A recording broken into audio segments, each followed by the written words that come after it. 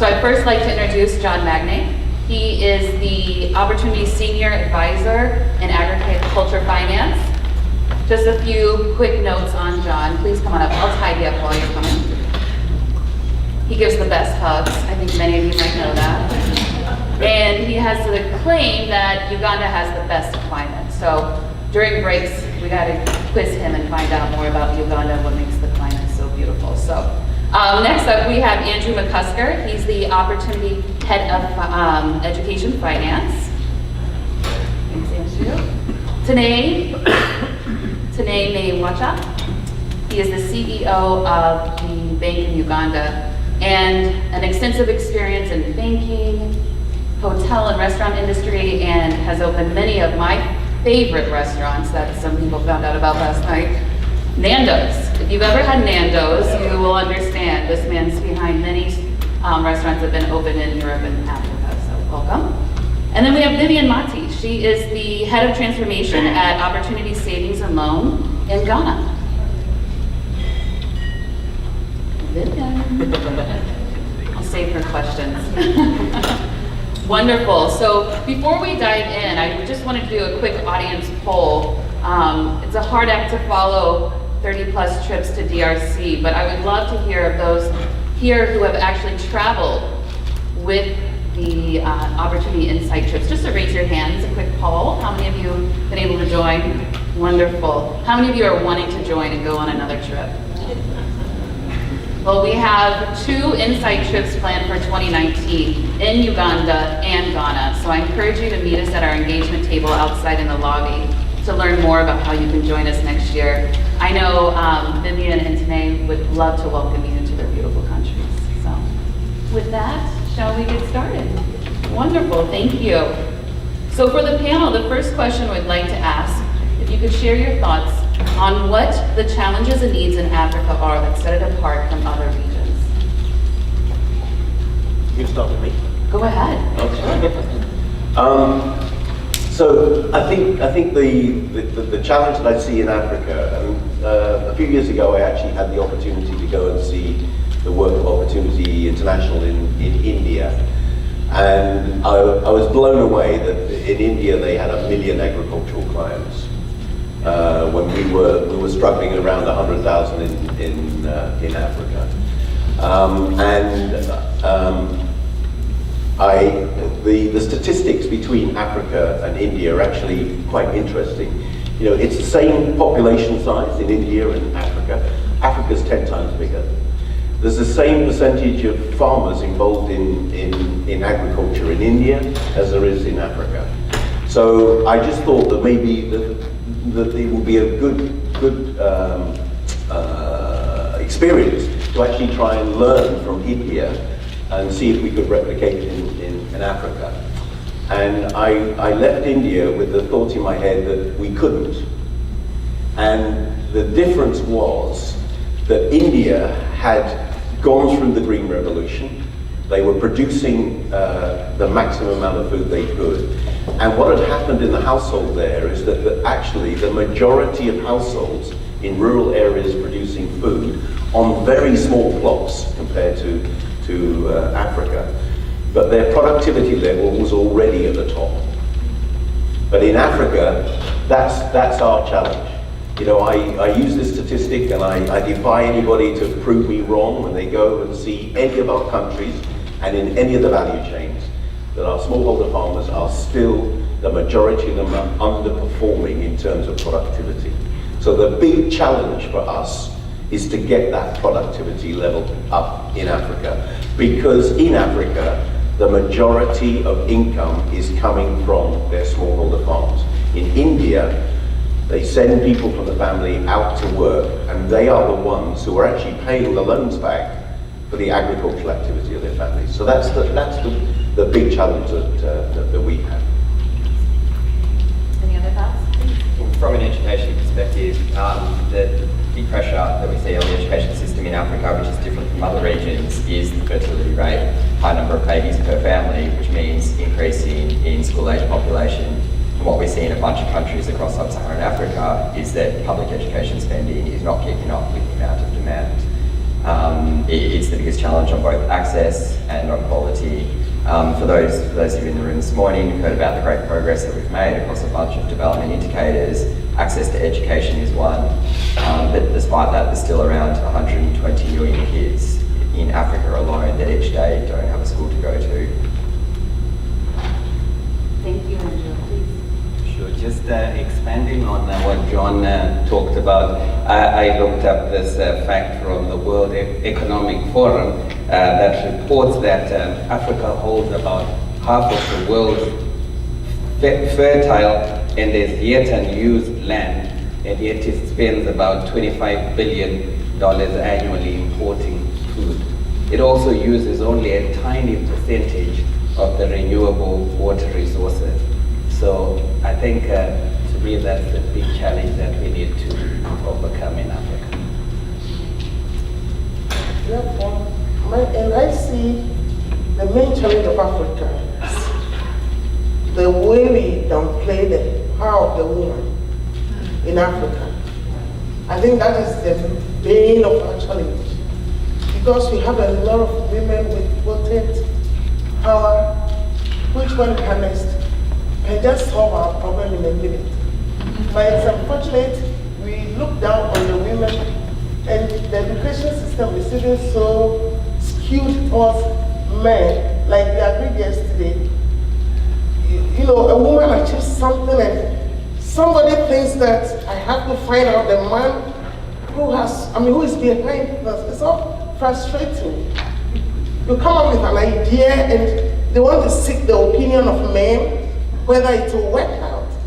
But the Bible says that, in Christ there is no male, there is no female. God created us with different abilities. So I believe that if we can give the woman the chance, irrespective of her educational background, we will be up there in a second. That is what I want to say.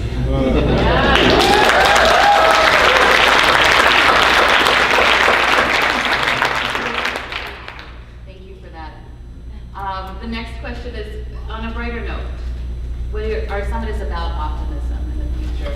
I'm curious about what makes you optimistic. What are some innovative things that you're seeing in the field that you'd like to share with the group? Anyone can start, please. Oh, did I go again? Yeah. So actually, so we've been doing agricultural finance for about 10 years in Africa, and I actually have to say a very big thank you to Larry Reed, because when I joined Opportunity, I knew nothing about microfinance. And the first thing that Dennis Ripley did is he sent me to the Boulder Institute to learn about microfinance. So all those 10 years ago, I saw this huge mountain of challenges that to be able to roll out agricultural finance.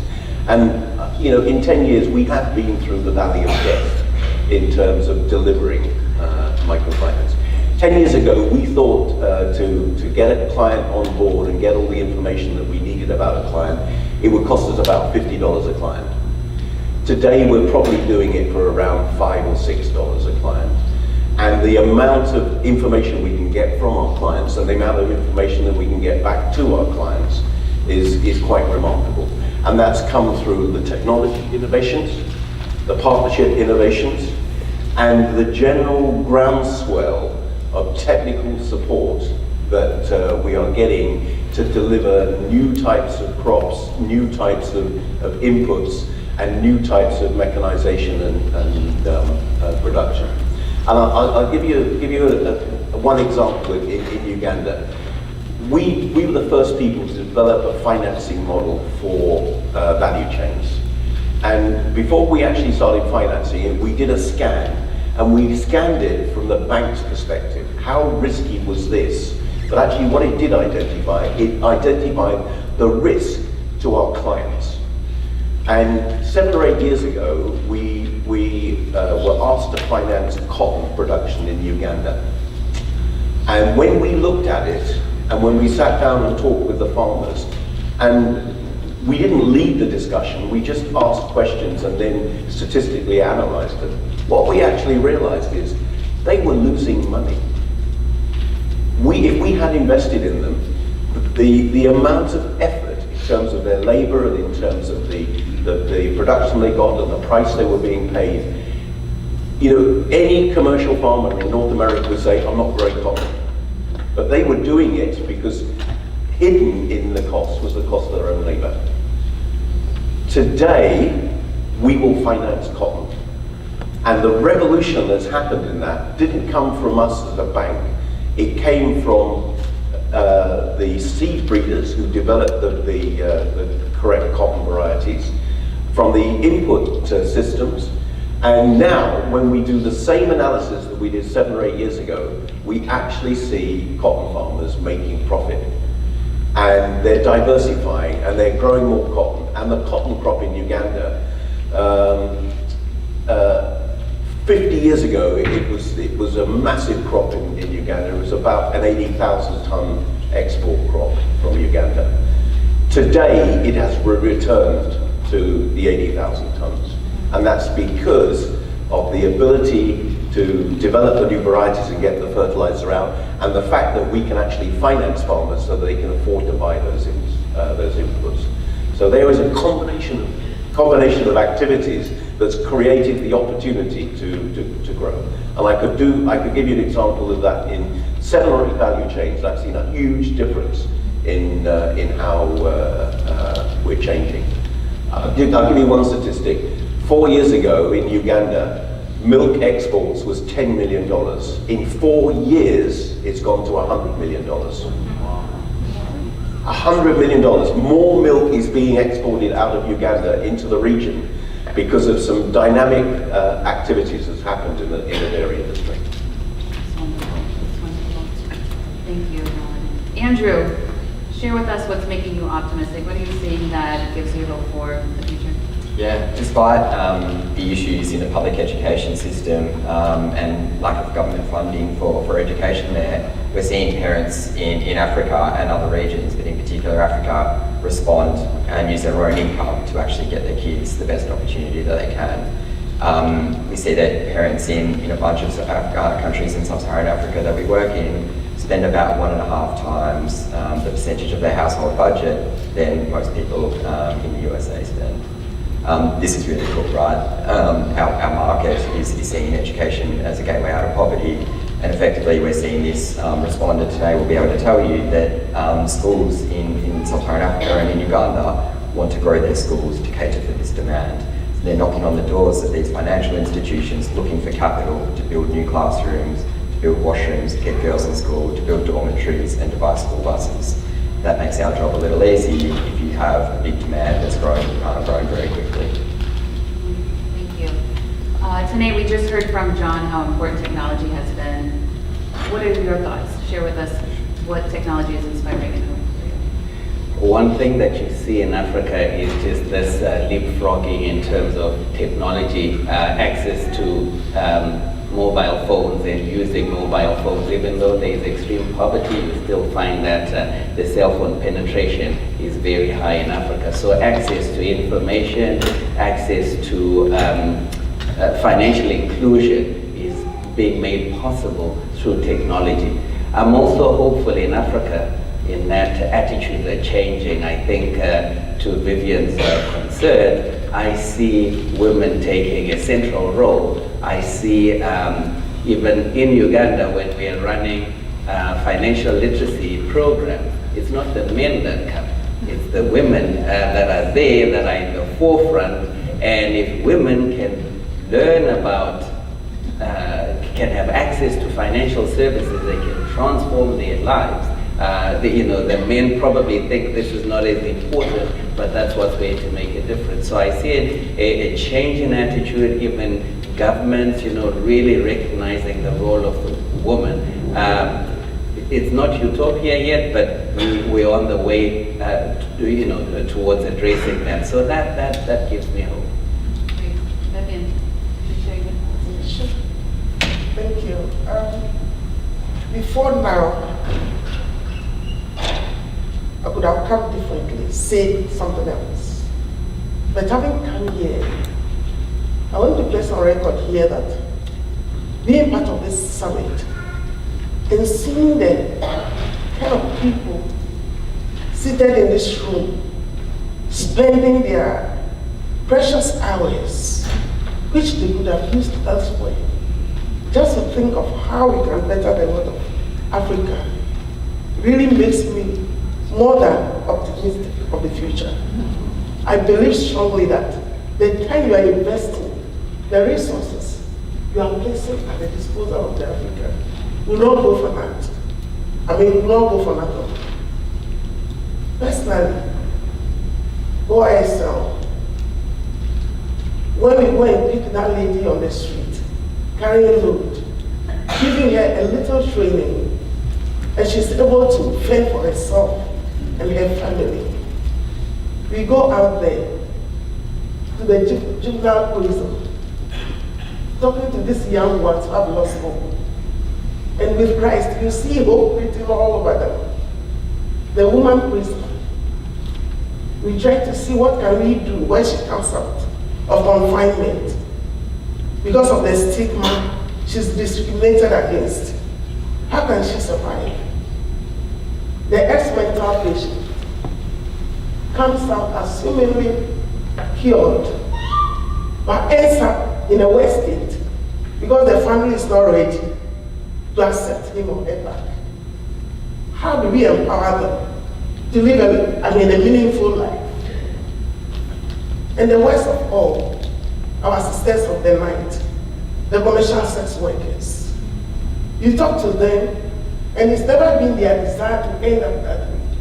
But they don't have a choice than to go that low to cater for their families. The little we place, before them by way of skills training, they are able to run up with it and stop that life and come back to a life of dignity in Christ. These are things that keep us going and assures us that the future is very bright. So I just want to say thank you for all the investments you are making. Thank you. Absolutely, thank you. There's nothing more precious than our time. John, I'd love to hear more about the changing landscape in Africa now, especially in rural communities. Can you tell us the growing and expected changes? So I talked a little bit yesterday about this massive population growth. That it's the reason why we need Andrew's education programs, because schools is the fastest growing business in Africa, no doubt about it. But what that actually means is that food to feed that population is also going to be the fastest growing activity. So I've been in Uganda for 40 years, and I'm going to talk about Uganda because I know the stats pop out of my head and my depth of experiences from there. 40 years ago, the population was 14 million. Today it's 42 million, so 3 times the population. 40 years ago, 95% of the population lived in rural areas. So what that meant was they only needed to feed 5% of the population. And by the way, the 5% living in urban areas used to get their food sent from their family farms. Today, 65% of the population, but 65% of the population in rural areas is about 28 million. It means there are 14 million people living in urban areas. 14 million people who are earning, incomes have gone up, so they're earning more money. And what it's done is it's created the opportunity to actually turn agriculture into a business based upon food crops to feed the booming urban population. So the areas that we're seeing the big changes is the fact that farmers need to be more productive. And by the way, they can find markets for their products. But also, we need to finance the whole value chain so that we can take raw materials being grown by the farmers and get them into the domestic markets, not only in our country, but also in the regional country. So a lot more trade in food, a lot more industry developing around food, the availability of packaging materials, the availability of processed goods, the demand for things like rice has boomed, and the agricultural system has supported that. And we as a bank are able to finance that because there's opportunity across the value chain. So that's the really exciting thing. The second thing is to do with the technology changes, there's no doubt about it. But probably, thirdly, one thing that has happened with our agricultural program is that when you have CEOs like Tanay sitting in our bank, he's never said no to me. Never. And what that means is that we are actually the leading agricultural finance bank in Uganda. And in our other markets, we are the one who are leading it because we're prepared to take the risk to develop the products to be able to give to our clients. And it's that combination of enthusiasm of our staff and our staff and team in the bank, our field teams that are driving clients to the bank, that actually means that we can grow the book and grow the quality of the book quicker and quicker. I just wish that we could get the bank 20 times the size, because the demand is 20 times what we can do at the moment. But hopefully by teaching other banks to do it, like Education Finance has done, we'll be able to get more money flows to the agricultural sector. Partnerships are important, and I would like to talk about that a bit more. But first, John, could you talk to us a bit more? You touched on this earlier, but comparing, challenges or opportunities in rural Africa, are they similar or not to other regions in the world? How do they differ? The main difference is that we have, if you look at the agricultural potential and the rural potential of the rest of the world, it's marginalia. In Africa, we can actually make big leaps in our agricultural production. And by the way, we're not only going to feed the extra population in Africa, we're also going to feed the extra population around the world. You will see a lot more food products coming out of Africa into the other markets, and we're just starting to see that happening. Actually, I'll give you one statistic. Macadamia nuts. There are 3 big producers globally of macadamias: America, South Africa, and Australia.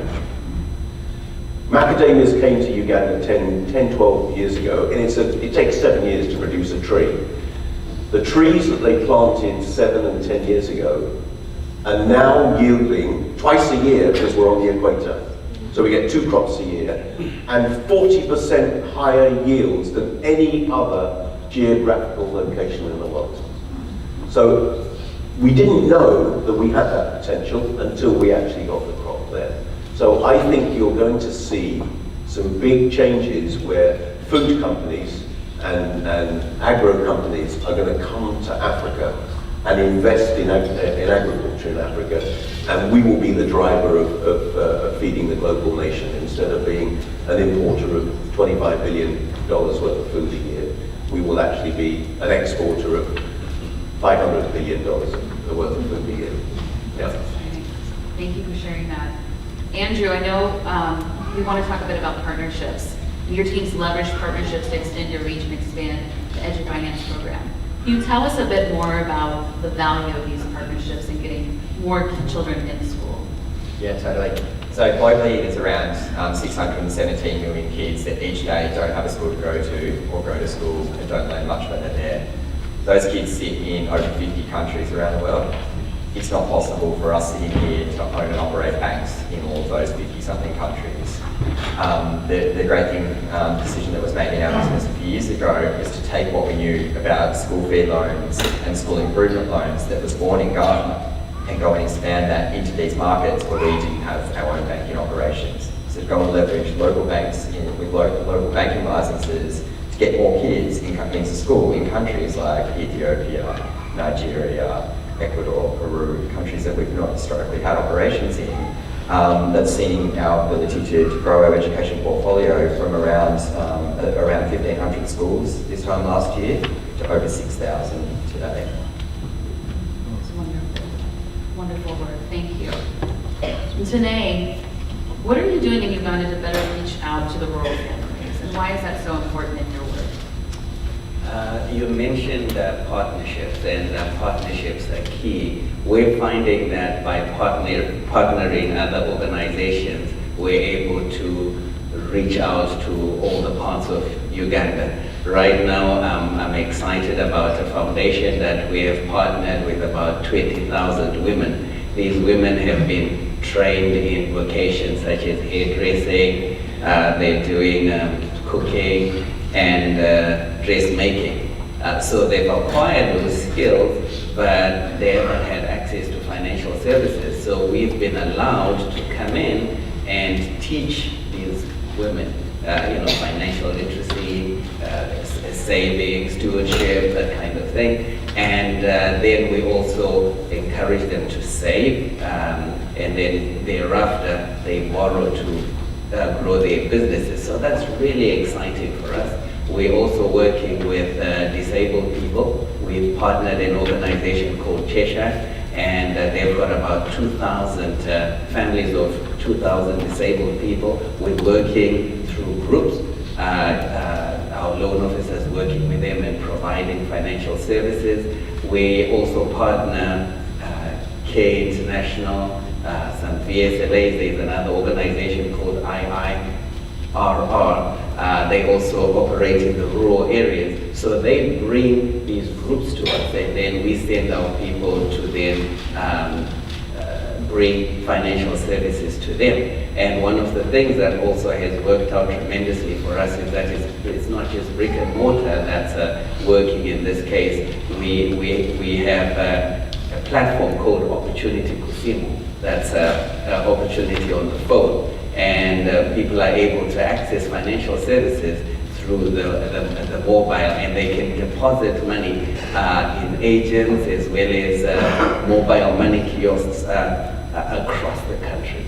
And they're able to access financial services, and we believe this is going to make a huge difference.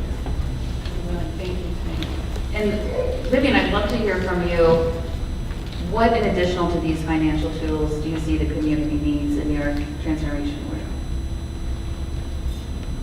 Yeah. As Denny has said, we also use the tools that they are using currently. But we also partner with the churches, talk to the women, because we know most churches, women are more than men. So we partner with the churches and use the platform to train them, so that even if they don't become our clients, at least we give them financial literacy to enable them to make some financial decisions. Because we believe with that, they will be able to better cater for the home and society. We also use announcement stations in the villages. Not radio as such, but they have local stations, and they give us access to reach out to the community and talk to the community members as to how best to manage their businesses. Since we are adopted SPM and we've been engaged in client protection, it has also given us a platform to be able to use those tools to educate our clients on their rights and responsibilities, so that when a client comes and takes a facility from us, for instance, or wants to deposit with us, we are able to make sure they understand all the terms and conditions, so that when they sign on, they are not, taken over by surprises. They know what they are going into and when they can back out. So these are some of the things we do to ensure that our clients are empowered. Because we believe that so long as we had Opportunity International, we should go out there a better person. We also have community organizers who help us educate our clients, as well as help us recruit clients from the communities. And these things are what make our clients identify more with us, because it's more or less like peer education. other clients are talking to them and making referrals. So they believe that they are benefiting from the services. And that is what has helped us so far. And as we speak, although with the loan portfolio, for instance, in Ghana, we are running at 64% retention. With the deposits, we are around 99%. Because they have so much confidence in our service team. Yeah. You've left me, all of you have left me so inspired and hungry to learn more. We are running out of time. I am enthralled by what you've shared, and I'm so curious, when we look to next year, the summit in Chicago, October 4th through 6th. What are the few hot things that we might be talking about? What will we hear next year? What can we hope and, be in the journey with you over the next year? So I hope that next year I'm going to be talking about the development of the blueprint for mechanization and the partnership with John Deere and the local agent in Uganda to be able to develop that. We believe that's a model that can be replicated in other countries. Opportunities working with Deere in Ghana, but we're going to sort of test the model for financing farmers to be able to utilize mechanization services. So I think possibly we'll bring a Deere tractor and put it here, and we'll show you what we're going to be doing in that particular area. And I think the other thing is that we nearly digitize all of the loan processing activities for our clients. So what this means is that information can get into the banks, and we're able to do a better credit analysis of all of our clients. So I think we'll be talking about that particular aspect. And I hope to show you an Uber tractor. Can't wait, can't wait. Andrew, Danae, Vivian, any tweetable moments for us, what we might expect to hear next year? Yeah, hopefully more kids in better schools in more countries, taking what we know works and rolling that out into more financial institutions in more markets where there's a lot of kids out of school and in school and not learning. And hopefully with Robina and her team working with these schools to lift the conditions of learning, the standards of learning in those schools. That's on you, Robina. We look forward to reporting success of the initiatives that we are embarked on right now, and I think also just coming back to John and saying we will have grown more than 3 times, and I'd like to just mention the fact that so far, since 2016, our balance sheet has doubled in Uganda. So if we can do that in that period, by next year, hopefully, it will be 3-4 times our size right now, because the harvest is plentiful. There are great opportunities out there. Yeah. Come next year, God willing, if I'm part of Chicago, I should be sharing the success stories of my vulnerable women and girls. Thank you.